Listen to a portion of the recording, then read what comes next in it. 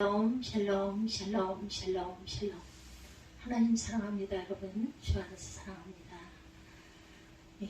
신문을 받으시는 하나님의 아들 요한복음 18장 15절에서 27절까지 내용으로 신문 받으시는 하나님의 아들, 이런 제목으로 함께 은혜를 나눕니다. 고난주간 가고 있죠. 가롯 유다의 배반, 겟세마네 동산에서 기도하신 예수를 붙잡으러 갔던 로마의 병사들, 청부장, 파석들, 대제사장 안나스, 그의 대제사장 가야바, 바리새인들, 서기관들, 장로들, 유대지역을 다스리던 로마의 총독 본디오 빌라도, 헤로당, 6월절을 지키려는 예루살렘 성전을 방문하기 위해 예루살렘에 머물던 수를 헤아릴 수 없는 유대의 백성들, 구레네 사람 시몬, 예수를 십자가에 못 박기 위해 동원되었던 백부장과 로마의 군인들, 아리마대 사람 요셉, 니고데모, 막달라 마리아, 예수의 11 제자들, 예수의 어머니 마리아 등 남녀와 사회적인 신분을 막론하고 여러 계층의 다양한 사람들이 있었죠. 그러나 그 모든 일들의 중심은 예수이십니다. 예수는 가롯 유다를 통해 배반을 받고 팔리신 채로 대제사장의 요구에 의해서 보냄을 받은 로마의 병정들에게 붙잡혀서 끌려갑니다. 대제사장 안나스와 가야바를 통해 신문을 받으셨죠. 그 지역을 다스리던 로마의 권력자인 총독 본디오 빌라도 앞으로 끌려가서 신문을 받고 사형 언도를 받으셨어요. 총독 관저에서 골고다 언덕까지 끌려가셔서 십자가 처형을 당하셔서 죽으십니다. 예수께서 겟세마네 동산에서 기도하시다가 새벽에 붙잡히셨죠. 계속해서 차례대로 묵상해가는 요한복음의 오늘 분량은 붙잡힌 예수께서 대제사장 안나스에게로 끌려가신 장면부터 이어집니다. 예수는 대제사장 안나스의 신문을 먼저 받고 얼마 후에 그해 대제사장인 가야바에게로 결박된 채로 보내집니다. 24절에 이런 내용이 나오죠. 이 일련의 과정을 보면 아마도 가야바의 장인 안나스는 대제사장의 관저 한편에 여전히 머물면서 예루살렘 성전 운영의 배후 실세의 역할을 했던 것 같아요. 오늘 내용은 신문을 받으시는 예수와 마지막까지 예수를 모른다고 부인하는 비겁한 제자 베드로의 모습이 소개됩니다. 내가 다리 울기 전에 나를 3번 부인하리라는 예수의 예언이 적중하는 장면까지 대할 수가 있죠. 요한복음 18장 17절에 보면 나오죠. 문 지키는 여종이 베드로에게 말하되 너도 이 사람의 제자 중 하나가 아니냐니, 그가 말하되 나는 아니라 하고, 그때가 추운 고로 종과 아랫사람들이 불을 피우고 서서 쬐니 베드로도 함께 서서 쬐더라, 이렇게 증거하고 있어요. 25절에 시몬 베드로가 서서 불을 쬐더니 사람들이 묻되 너도 그 제자 중 하나가 아니냐, 베드로가 부인하여 이르되 나는 아니라 하니, 이렇게 말합니다. 27절에도 이에 베드로가 또 부인하니 곧 닭이 울더라. 3번째 부인이 나타나 있죠. 외롭고 고독한 길이에요. 사람은 철저히 혼자입니다. 사람이 곁에 모이는 것은 자기 좋을 때이고 자기에게 무슨 유익이 있을 때이지, 자신에게 손해가 올 것 같고 해가 미칠 것 같으면 누가 감히 나서겠는가. 대인관계라는 것은 대개 그렇습니다. 사람이 죽음 앞에서는 더욱 혼자죠. 물론 임종을 지켜봐주는 가족들이 있긴 하죠. 사랑하는 이들이 곁에 있을 수 있지만 사람은 죽음 앞에 철저하게 혼자이다. 대감집 개가 죽으면 조문객이 넘치지만 대감이 죽으면 조문객이 없다는 옛말이 있어요. 이건 무슨 뜻일까요? 혼자일 수밖에 없다라는 어떤 그러한 말씀의 풍자적인 말인 것 같습니다. 평소 예수께 대해서 주님 절대 죽으시면 아니 됩니다. 제가 대신이라도 죽겠습니다. 이렇게 큰 소리치던 베드로인데 너무 비겁하고 야비하게 처신하는 모습이 오는 본문에 전반적으로 깔려 있습니다. 그러다가 아예 초반부터 도망가 버린 것도 아니죠. 예수께서 붙잡히시던 현장에서 칼을 빼서 들고 대제사장의 종인 말고의 오른쪽 귀를 잘라버리기까지 했던 베드로. 다른 제자들은 도망가 버렸어도 베드로는 또 다른 제자 한 명과 함께 붙잡혀 끌려가시는 예수를 따라 대제사장의 집에까지 가기는 갔어요. 15절의 말씀에는 또 다른 한 제자는 요한복음의 기록자인 요한일 것이라고 설명하는 해석의 비중을 많이 두고 있습니다. 제자 요한이 나름대로 자신을 겸손하게 그렇게 기록했을 것이라는 성경학자들이 그 증언이죠. 그는 대제사장과 평소에 아는 사이였고, 그래서 그런 혜택으로 대제사장의 집 정문을 지나 그 집의 뜰에까지 갈 수가 있었다. 갈릴리 호수 곁에서 적지 않은 규모의 어업을 하던 요한과 야고보의 가정은 그 아버지 때부터 예루살렘의 제사장들, 특히 대제사장들을 알고 지낸 것으로 추측이 됩니다. 그런 덕분에 요한은 대제사장을 알았고 그날도 불쑥 대제사장의 집 뜰에 쉽게 들어갈 수가 있었다. 베드로는 상황이 달랐죠. 대제사장의 집 문 밖에까지는 갔지만 문 안에는 들어갈 수가 없었어요. 문 지키는 여자라는 표현이 나오는데 유대 나라에는 여성들이 문을 지키는 경우가 흔했다고 그러죠. 대제사장의 집 문을 지키는 경비 업무도 여자였던 것으로 알 수가 있습니다. 요한은 그 문 지키는 여자에게 따로 말해 문 밖에 서성거리던 베드로를 문 안까지 들어갈 수 있게 해주죠. 그때 문 지키는 여자가 베드로를 알아봅니다. 너도 이 사람이 제자 중 하나가 아니냐. 그때 베드로는 기다렸다는 듯이 나는 아니다. 그날 새벽에 날씨는 엄청 추웠어요. 종들과 아랫사람들이 뜰에 불을 피워놓았는데 베드로는 어색하게 행동하면서 그 사이에 끼어서서 불을 쪼이고 있었다는 거죠. 이 장면을 마태마가 누가복음에 보면 베드로의 그런 비겁하고 평소 같지 않은 유약한 행동에 대해서 심리적으로 잘 묘사해 놓고 있습니다. 마태복음 26장 58절에 베드로가 멀찍이 예수를 따라 대제사장의 집 뜰에까지 가서 그 결말을 보려고 안에 들어가 하인들과 함께 앉아 있더라. 이렇게 나옵니다. 주일을 하다 보면 가끔 이런 식으로 처세하는 이들 대할 때가 있죠. 사역 현장에서 아예 멀리 사라지는 것은 아니고 적극적으로 참여하는 것도 아니고 늘어정쩡한 자세를 하면서 강 건너 풀을 구경하듯 하며 회색지대에서 행동하는 이들이 없지 않습니다. 예수께서 붙잡혀 신문을 받으시는 그날 그 새벽 베드로의 행동이 그러했다. 우린 여기서 이 땅에 우리의 죄를 사하기 위해 오신 하나님의 아들 예수 그리스도의 외로움과 고독을 엿보게 됩니다. 물론 하나님은 그 누구의 도움이 필요 없이도 하나님이 하시려는 일을 충분히 이룩하실 거예요. 예수는 하나님의 보냄을 받은 아들로서 하라고 분부하신 사명을 충분히 넉넉히 다 이룩하실 수 있을 것이고 예수께서는 그 누구의 도움이 전혀 없이도 인류 구원의 대업을 완전히 이룩하실 수 있을 것이다.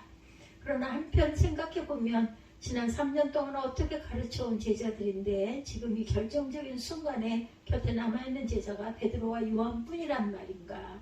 뿐만 아니라 그 현장을 떠나지 않고 가까이 적당히 거리를 두고 따라간 것까지는 좋은데 대제사장 가야바의 집안에서 행동하는 베드로의 모습을 보면 갑자기 우리 자신이 너무나 부끄러운 생각이 들고 내가 갑자기 베드로처럼 비겁해진 것 같아서 얼굴이 화끈거리기도 합니다.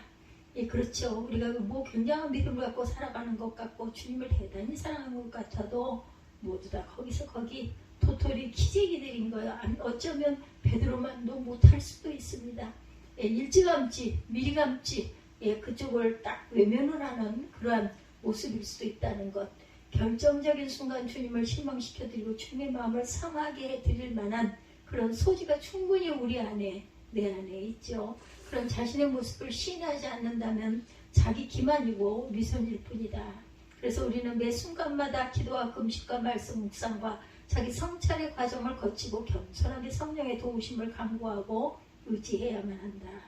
내 의지, 내 주관, 내 각오, 내 결심, 내 노력, 내 결단만 가지고는 안 되죠. 그런 신앙의 차원이 아니고 믿음으로 살아간다는 것이 내 안에 내가 주인이 아니라 그분이 자리 잡고 나를 주관하시도록 내어드리고 비워드려야 된다라는 거죠. 내 생명, 내 시간, 내 젊음, 내 건강, 내 재물, 내 지위, 내 모든 가진 것, 주어져 있는 것, 누리고 있는 모든 것의 주인은 내가 아닙니다. 세계 각국에 우리나라 사람들이 못 들어가 사는 나라가 없을 정도로 많이 퍼져 있어요. 요즘 102개 나라가 대한민국 사람이 자기 나라에 들어오는 것을 금지하고 제한하고 있다고 하네요. 모든 것이 순식간에 마비되고 말았어요. 그동안 우리나라가 교만할 정도로 승승장구했는데 정치하는 사람들이 엉망으로 해도 얼마나 하나님의 크신 복을 누리고 살아왔는지 모르겠습니다. 그런데 그 모든 것이 사람이 할 수 있는 것이 아니었다라는 것. 한국 교회는 지금 실상이 어떠한지 1000명 모이는 교회는 조금 모이는 교회고 3000명이나 5000명 모이면 좀 모이기 시작하는 교회처럼 여겼는데 서울 안에 1만 명, 2만 명, 3만 명 모이는 교회들이 많이 있죠. 그런 교회들이 오늘도 예배당에 와서 예배드리는 일이 두려움과 공포 가운데 휩싸여 있었던 그러한 코로나19를 우리가 거치면서 1년이 지나도록 백화점에 드나들 일이 거의 없이 지내긴 하지만 코로나19 확진자 1명이 오늘 백화점을 드나든 사실이 알려지면 그날로 문이 닫히기도 했었어요. 그죠? 하루 매출 10억, 20억이 순식간에 정지가 됩니다. 바이러스 감염은 전쟁보다 두렵고 핵폭탄보다도 무서웠다라는 것을 우리가 코로나 기간을 거치면서 깨닫습니다. 그렇게 큰 소리치고 장담하고 떠들던 베드로가 왜 이렇게 비겁하게 처신하고 야비하게 행동을 했는지, 그 씩씩하던 베드로가 어째서 종과 아랫사람들 사이에 껴서 불만 쪼이고 서 있는 건지, 그런 베드로의 모습 속에 숨겨져 있는 나의 영적 실상은 느껴지지 않는지, 여러분들, 예수께서 그런 상황 가운데 홀로 외롭게 붙잡혀 결박된 채로 대제사장의 뜰 안으로 끌려 들어가셨어요. 우리는 여기서 십자가의 죽음을 향하여 끌려가시는 하나님의 어린 양의 외로움과 고독을 보게 됩니다. 22절에 보면 신문을 받으시던 예수께서 썼던 대제사장의 아랫사람 하나가 손으로 치죠. 우리도 마찬가지지만 유대인들에게서 손으로 누구를 치는 것은 그 상대방을 모멸하고 부끄럽게 하며 무시하는 행위이기도 하죠. 예수는 십자가에 달려 죽임을 당하시기 전에 그런 수모를 받고 말도 할 수 없이 셀 수 없이 많이 받으셨죠. 얼마나 아프셨나 이 찬송 여러분들 아시죠? 못 박힌 그 손과 발, 죄 없이 십자가에 달리신 주 예수님. 하늘도 산도 들도 초목도 다 울고 해조차 빛을 믿고 캄캄하게 되었네. 오 놀라운 사랑 크시고 끝없도다. 오 주님 사랑이 구원의 강물 넘치네. 예수는 그런 불의하고 억울한 상황 속에서도 침착을 잃지 않으십니다. 비굴하거나 나약하지 않으셨고 담대하셨죠.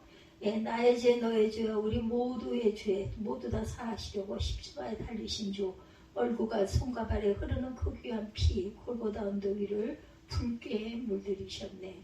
오 놀라운 사랑 크시고 끝없도다. 오 주님 사랑에 구원의 강물 넘치네. 예수를 신문하기 시작한 대제사장 안나스는 예수에게 예수의 제자들과 평소에 강조하던 예수의 교훈에 대해서 묻습니다. 그때 예수께서 침착한 대답을 이어가죠. 20절과 21절 어떻게 말씀하고 계세요? 20절과 21절을 봅니다.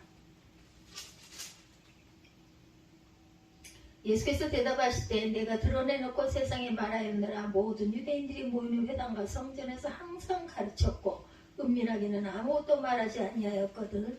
어찌하여 내게 묻느냐? 내가 무슨 말을 하였는지 들은 자들에게 물어보라. 그들이 내가 하던 말을 아느니라. 이렇게 대답을 하시죠.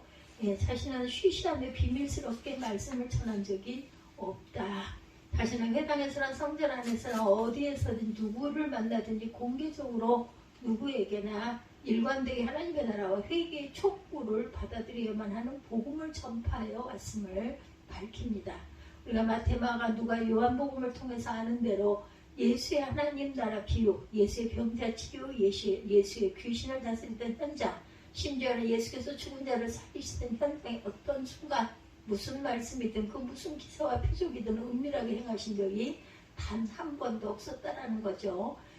심지어는 예수께서 죽은 자를 살리시던 현장에 어떤 무슨 말씀이든 무슨 기사나 표적이든 은밀하게 행하신 적이 한 번도 없으셨다. 예수의 출입은 갈릴리로부터 예루살렘까지 언제나 어디서나 공개적이었고 그 곁에는 늘 12제자가 있었고 언제나 70인의 제자들이 머물렀다. 그 곁에는 언제나 인산인해를 이루는 수많은 무리들이 그를 따랐고 예수의 말과 행동을 지켜보았고 기도 시간 이외에는 혼자 계신 시간이 전혀 없으셨다. 그 예수께서 안나스와 가야바 앞에 신문을 받고 계신 거예요. 예수께서 하도 용감하고 씩씩하고 담대하게 침착하게 대답하시자 당황한 것은 그 현장에 있는 사람들이었다. 그때 대제사장 아랫사람 하나가 대제사장에서 충성심을 나타낸답시고 예수를 손을 때렸어요. 그러면서 내가 대성에 이같이 대답하느냐. 예수는 침묵하지 않고 대답하죠. 23절에 예수님은 그에게 내가 말을 잘못했다면 잘못한 증거를 대라. 그렇지 않고 내가 바른 말을 했다면 어째서 내가 나를 치느냐 이렇게 말씀을 하시죠. 상황이 준비되자 예수를 더 이상 신문할 말이 궁색해진 대제사장 안나스가 예수를 그의 대제사장 가야바에게로 결박한 그대로 보내죠. 예수는 마지막 순간까지 침착하고 담대하셨고, 빛은 어둠 앞에 빛을 드러내기 때문이죠. 의는 불의 앞에 떳떳하기 때문이다. 진실은 거짓과 음모와 술수 앞에 비무러지 않기 때문이고, 선은 아무리 크고 큰 악 앞에서라도 담대할 수 있기 때문이다. 어수선한 시절을 지내며 맞이한 사순절 한 주 한 주 우리 각 사람은 예수 그리스도 안에서 어떤 믿음으로 주를 믿고 따르고 섬길 수 있을까를 깊이 생각하며 살아가는 새로운 한 주간이 되어야 할 줄로 믿습니다. 순환이 시작되셨어요. 쓴잔이라고 고백하시던 예수의 순환은 6월절 다음날 새벽부터 시작이 됩니다. 예수는 로마의 병사들에게 붙잡혀 결박돼 끌려가시죠. 18장 12~13절에 보면 이렇게 증거하고 있어요. 이에 군대와 천부장과 유대인의 아랫사람들이 예수를 잡아 결박하여 안나스에게로 끌고 가니 안나스는 그의 대제사장인 가야바의 장인이라 가야바는 유대인들에게 한 사람의 백성을 위하여 죽는 것이 유익하다고 권고하던 자라라. 이렇게 증거되어 있네요. 순환이 없이는 영광의 순간이 없죠. 노크로스 노크라운은 진리입니다. 고통과 고난과 시련과 환난과 공고와 역경과 수모와 외면과 수치와 버려짐을 당하는 처절한 순환 끝에 부활의 새벽이 다가온 것이 기독교 부활 복음의 시작이고 바탕이죠. 큰 소리치던 베드로마저 예수를 3번이나 부인하고 저주하고 배반하고 도망가버린 후에 홀로 남으신 예수는 빌라도의 법정에서 사형언도를 받고 골고다로 향하십니다.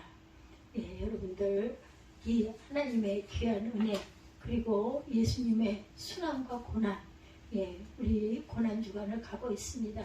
주님의 이 고난에 동참하시고 마음과 뜻을 모아 주님 앞에 감사하고 기도할 수 있는 그런 귀한 주간이 되시기를 주님의 이름으로 축복합니다.